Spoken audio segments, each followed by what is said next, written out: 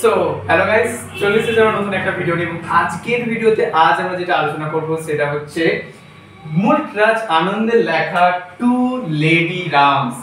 এই গল্পটার সামারি আমরা আজকের এই ভিডিওতে আলোচনা করব এবং এই গল্পের মধ্যে আর কি কি থিম রয়েছে সে সব কিছু বিষয়ে আজকের এই ভিডিওতে আমরা আলোচনা করব। তাই জন্য ভিডিওটা তোমরা কিন্তু শেষ পর্যন্ত অবশ্যই দেখতে থাকো। তাহলে চলো শুরু করা যাক। তো সবার আগে গল্প শুরু করার আগে আমরা জানবো মুলকরাজ আনন্দ কে ছিলেন। মুলকরাজ আনন্দ ছিলেন আমাদের একজন ইন্ডিয়ান রাইটার, ইংলিশ ল্যাঙ্গুয়েজের।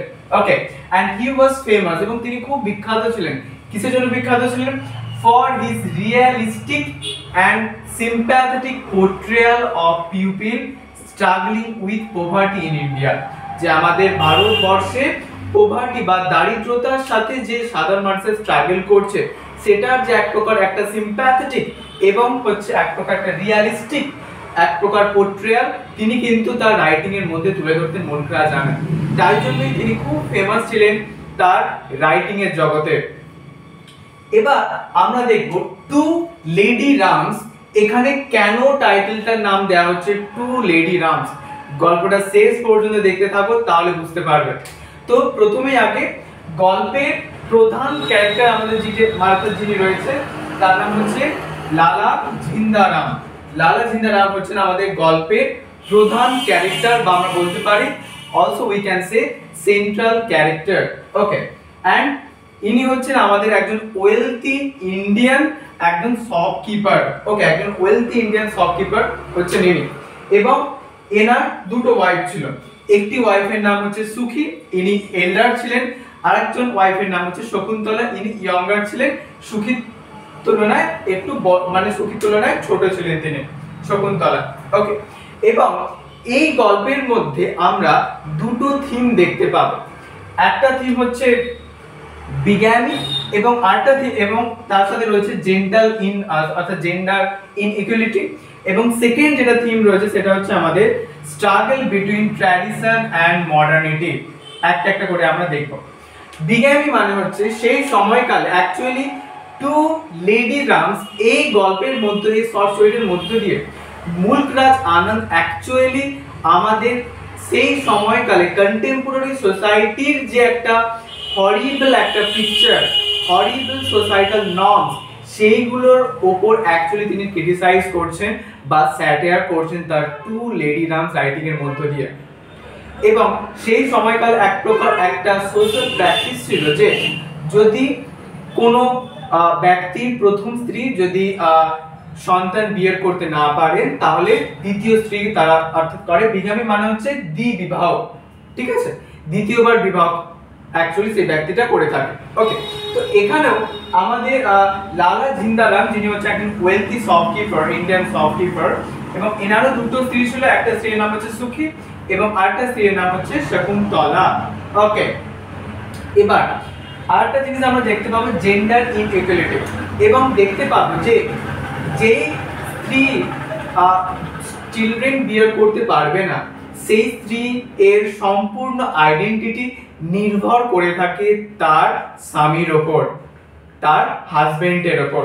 ওকে, তো এক প্রকার একটা জেন্ডার ডিসক্রিমিনেশন বা আমরা ইনইকুয়ালিটি আমরা দেখতে পাচ্ছি এই গল্পের মধ্যে। আমরা গল্প যখন পড়বো তখন তোমরা রিলেট করতে পারবে যে কেমন করে এখানে জেন্ডার ইনইকুয়ালিটি তুলে ধরছেন আমাদের মুলকরাজ আনন্দ।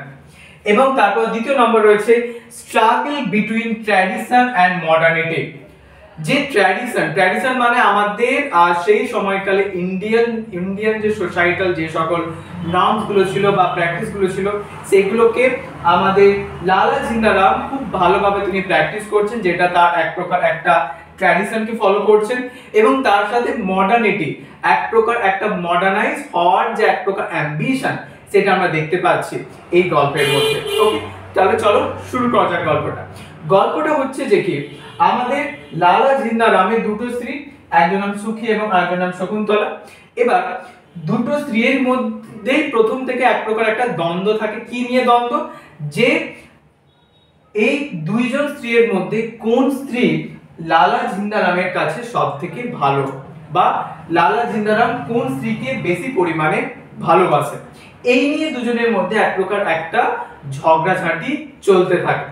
এবার এরকম একটা পরিস্থিতির মধ্যে হঠাৎ যখন লালা জিন্দারাম তিনি নাইটেড হন বাই দ্য ব্রিটিশ এম্পায়ার যখন তাকে নাইটেড হন এবং হচ্ছে কুইন তাকে ইনভিটেশন করে লালা জিন্দারামকে এক প্রকার একটা গার্ডেন পার্টির জন্য, এবং সেখানে লেখা রয়েছে লেডি রাম। ওকে, লেডি রাম লেখা রয়েছে। লেডি রাম বলতে সিঙ্গুলার ওয়াইফকে নিয়ে যেতে হবে লালা জিন্দারামকে সেই পার্টিতে, এবং এইটা নিয়ে কে যাবে, সুখী যাবে না শকুন্তলা যাবে, এই নিয়ে দুজনের মধ্যে এক প্রকার একটা ডিসপিউট একটা শুরু হয়। ওকে, এবার লালা জিন্দারাম একটা খুব বুদ্ধিমত্তার সাথে তিনি কাজ করলেন, এবং যেহেতু তিনি খুবই এক প্রকার খুব উচ্চ পদস্থ ব্যক্তি, তাই জন্যই তিনি ইনভিটেশনটাকে চেঞ্জ করতে বললেন এবং সেখানে নাম দিলেন টু লেডি রামস। ওকে, টু লেডি রামস। এর মধ্য দিয়ে কি হচ্ছে, এর মধ্য দিয়ে তিনি তার দুই স্ত্রীকে তিনি নিয়ে গেলেন সেই পার্টির মধ্যে, এবং সেখানে সমস্ত ব্রিটিশ এবং গেস্টরা তারা দেখে সবে অবাক হয়ে যায়, এবং তারপর থেকে লালা জিন্দারাম তিনি তার দুইজন স্ত্রীকে বিভিন্ন ইভেন্টে নিয়ে যেতে থাকেন। তো এইভাবে মুলকরাজ আনন্দ টু লেডি রামস এই গল্পটার মধ্য দিয়ে সেই সময়কালে যে সোসাইটাল পলিটিক্যাল যে নর্মস গুলো ছিল সেগুলোর বিরুদ্ধে তিনি অ্যাকচুয়ালি ক্রিটিসাইজ করছেন এই টু লেডি রামস এই শর্ট স্টোরিটার মধ্য দিয়ে, এবং এইভাবেই তিনি এক প্রকার এখানে জেন্ডার ইনইকুয়ালিটি আমরা দেখতে পাচ্ছি, এবং তার সাথে বিজ্ঞানী তো অবশ্যই দেখতে পাচ্ছি, এবং তার সাথে ট্র্যাডিশন এবং মডার্নিটি ভাবে থেকে ট্র্যাডিশন মানে তিনি যে ফলো করছেন বিভিন্ন সোসাইটাল নর্মগুলো যে তিনি ফলো করছেন, এটা হচ্ছে এক প্রকার ট্র্যাডিশনকে ফলো করা। আর মডার্নিটি হচ্ছে যে কি, মডার্নিটি হচ্ছে যে এই যে তিনি নাইটেড হলেন বাই দ্য ব্রিটিশ এম্পায়ার এবং তিনি গার্ডেন পার্টিতে যাচ্ছেন, তো এক প্রকার একটা মডার্নাইজ হওয়ার জন্য তিনি যাচ্ছেন এই গার্ডেন পার্টিতে। তো এক প্রকার একটা মডার্নিটির হওয়ার বা মডার্নাইজড হওয়ার এক প্রকার একটা অ্যাম্বিশন আমরা দেখতে পাচ্ছি এই গল্পের সেন্ট্রাল ক্যারেক্টার লালা জিন্দারামের লাইফের মধ্য দিয়ে। তো এইভাবেই মুলকরাজ আনন্দ টু লেডি রামস এর মধ্য দিয়ে খুব সুন্দর করে এই সকল থিম এবং খুব সুন্দর করে তিনি সেই সময়কালের যে স্ট্রাগল ছিল মানুষের মধ্যে সেটা তিনি খুব সুন্দর করে তুলে ধরছেন। এই জন্যই মুলকরাজ আনন্দ তিনি আমাদের ইন্ডিয়ান রাইটিং এর জগতে আজও খুব বিখ্যাত হয়ে গেছেন। তো এই ছিল আমাদের আজকের ভিডিও। কারো যদি বুঝতে কোনো অসুবিধা তাহলে তোমরা অবশ্যই সেটা কমেন্টে জানাও। And thank you so much, সবাইকে খুব ভালো পড়তে থাকো, বেস্ট অফ লাক, সাবধানে থেকো, সুস্থ থেকো, থ্যাংক ইউ।